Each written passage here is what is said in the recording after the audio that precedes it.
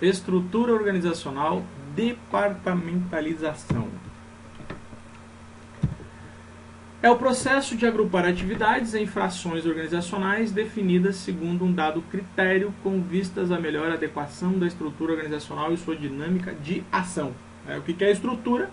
É o desenho organizacional.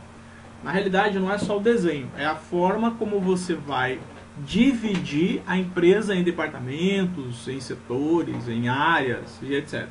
Então você tem que ter critérios para fazer essa departamentalização. Não é da forma como eu quero, não é da forma como eu acho, mas é da forma adequada dentro de uma lógica de organização, dentro de uma lógica de processo de departamentalização. Então, é um conjunto de critérios que eu levo em consideração na hora de departamentalizar.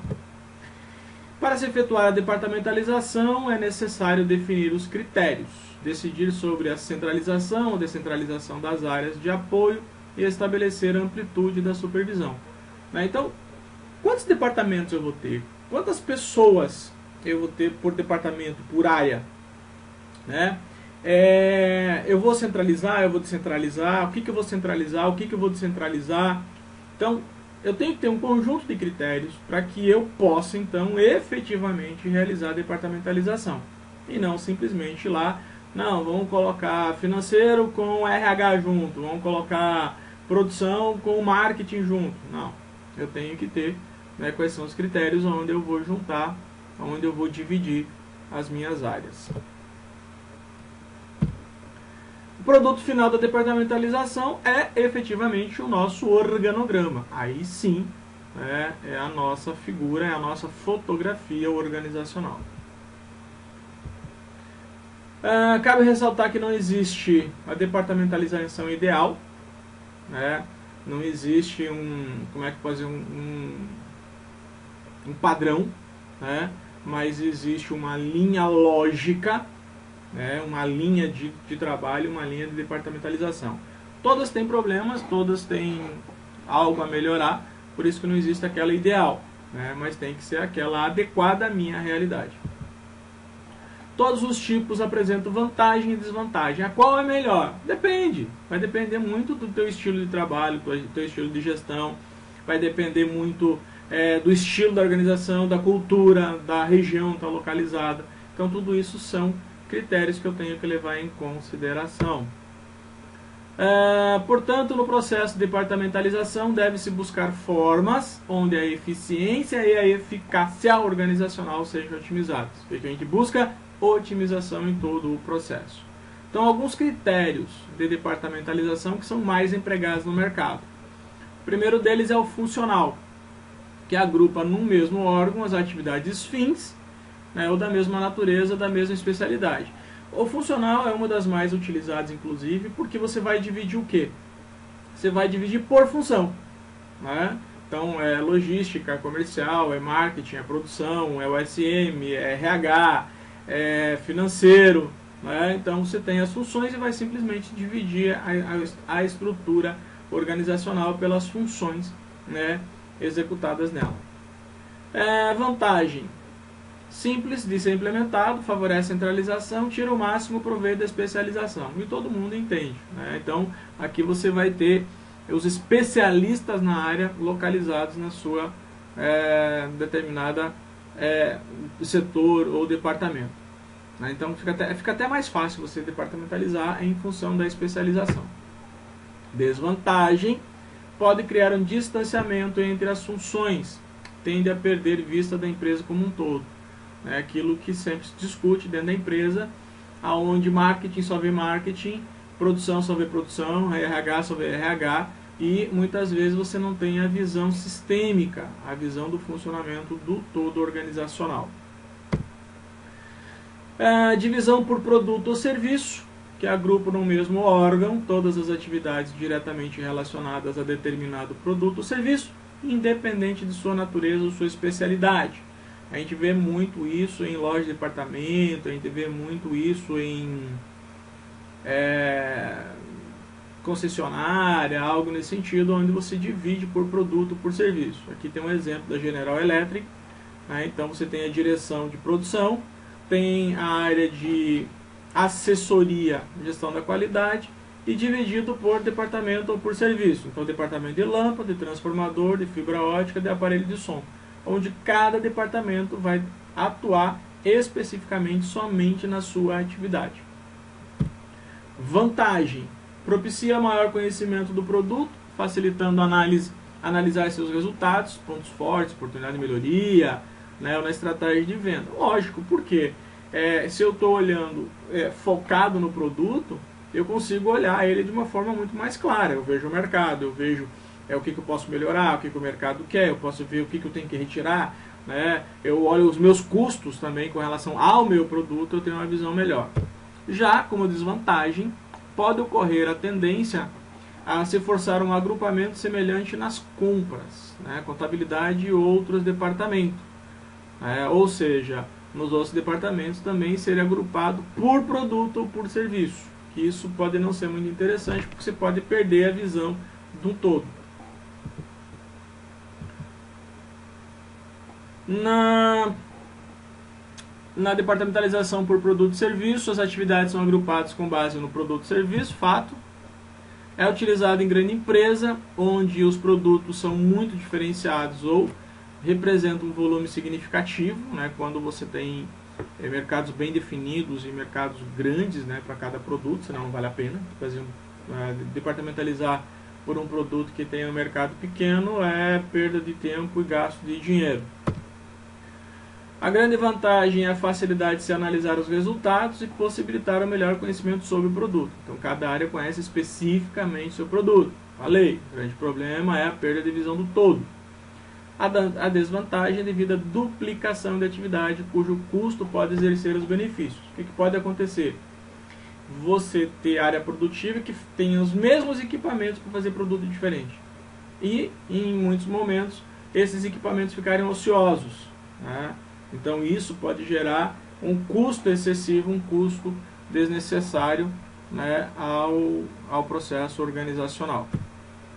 Por clientela, agrupa as atividades com o objetivo de servir a determinados grupos de pessoas, clientes externos ou internos.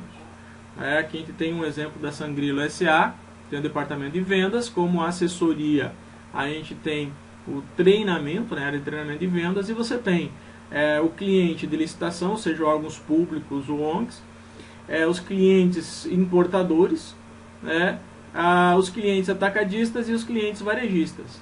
Então aqui você vai lidar com cada tipo de cliente na sua especialidade. Então, tanto que tem como desvantagem, primeiro, né, ele não permite a minimização de custos dentro da pequena empresa, é complicado se fazer isso dentro da pequena organização, não tira todo o proveito da especialização e dificulta a coordenação dentro de cada função. E a vantagem facilita o surgimento de uma visão voltada para o mercado. Lógico, porque eu vou conhecer meu cliente a fundo, então fica muito mais fácil trabalhar com ele. E permite melhor atender as peculiaridades dos clientes. Um problema que também pode acontecer dentro da divisão por clientela, como acontece por produto também, por mercado, é a supervalorização de determinado setor. Ou seja, digamos que o gerente e os vendedores da área de seção de exportação, como ele tem grandes clientes importadores, onde o volume traz grandes vantagens para a empresa, eles vão se achar, né, a área, né? Então vão querer um tratamento diferenciado da organização por eles trabalharem com importação, né, com exportação, e que é um grande mercado em expansão, né? Então, só que se você pegar no organograma, todos têm a mesma linha de autoridade e responsabilidade. Então tem que ter muito cuidado da supervalorização de uma, né, dessas áreas, que pode gerar um problema com relação às outras equipes. Na departamentalização por cliente, as tarefas são agrupadas conforme o cliente que se destina. É utilizado principalmente quando a organização trabalha com diferentes tipos de cliente que exigem tratamento especializado. Um outro grande exemplo são os bancos, né, que tem os clientes preferenciais, tem os clientes pessoa jurídica, tem os clientes com altas contas, alto volume de recursos, alto investimento, então você divide em função da especificidade do cliente. É muito comum em loja de departamento, né? Você pegar uma loja de departamento, tem a linha branca, tem a linha de móveis, tem a linha de eletroeletrônico também, que nesse caso a gente pode dizer tanto que é por tipo de produto como por cliente, né? Então faz um dos dois. Uma vantagem marcante desse modelo é que ela permite conhecer melhor as necessidades e o modo de tratar de cada tipo de cliente. Fato, eu vou tratar cada um, né, na sua especificidade e nas suas diferenças. A grande desvantagem é a substituição de recurso, já que muitas vezes o atendimento ao cliente é sazonal. Bom, será que eu tenho exportação todo dia? Será que eu tenho vendas no atacado, né, todo dia? Então isso pode me gerar uma ociosidade, né? Em determinados momentos o setor ficar ocioso porque não tem demanda. Por área geográfica ou região, né? Então agrupa por áreas geográficas as atividades executadas numa mesma região, independente da natureza do produto. A gente tem a Vaspex, então a gente tem a presidência, a assessoria jurídica, a coordenadoria interregional como consultores, como assessores. E a divisão por região. Nesse caso, essa representação gráfica, pela lógica, ela estaria dizendo que esses responsáveis, diretores, gerentes dessas regiões teriam autoridade e responsabilidade maior do que as demais, mas na realidade todos aqui, né, têm a mesma autoridade e responsabilidade. A gente vê voltamos ao exemplo também do banco, né, que você tem a agência Ilhéus, a agência Itabuna, a agência Valença, a agência Jequié, né, e cada um atuando apenas na sua cidade, não podendo extrapolar. Por isso que muitas vezes quando você tem um problema com um cartão de crédito, por exemplo, você está em outra cidade, você só pode resolver o problema vindo até a sua agência, porque uma agência não pode interferir na atividade do outro. Mas isso vai muito da política organizacional, tá? Então cada empresa tem que determinar a sua política enquanto o que pode e o que não pode cada unidade. A vantagem: conhece bem as peculiaridades, costume da região, cidade ou local, lógico. Então eu vou atender cada um dentro da sua especificidade também, podendo atuar de forma bem específica, aproveitando-as para obter melhor resultado. Possui controle, supervisão e coordena os trabalhos de perto no próprio local. Então, vamos dizer assim que você tem uma unidade no centro e uma unidade num bairro de periferia. Então você vai ter clientes diferenciados.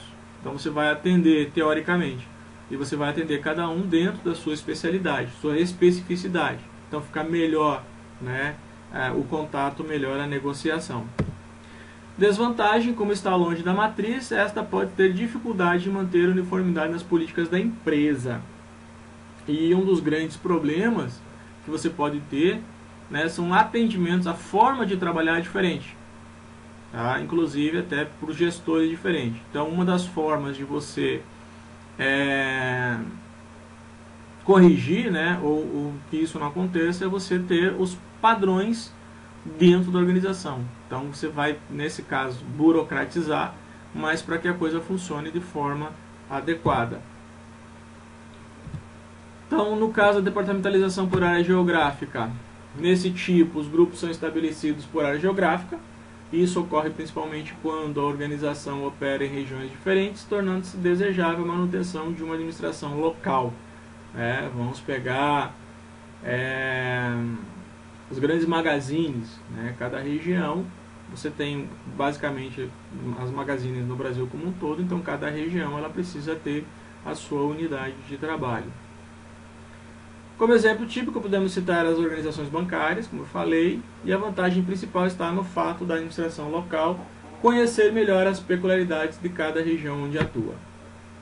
E a desvantagem é que, como forma de descentralização, esse tipo de departamentalização pode, em alguns casos, ter seu campo de ação limitado, além das possíveis duplicações de esforço. Um outro problema que muitas vezes acontece é a questão das metas, né? Que normalmente as empresas acabam estabelecendo as metas parecidas ou iguais, né, para todas as suas unidades. Isso tem que ser corrigido porque, principalmente em função da região. Tem regiões onde a meta se torna mais fácil de se alcançar, e tem regiões onde as metas se tornam mais difíceis de se alcançar.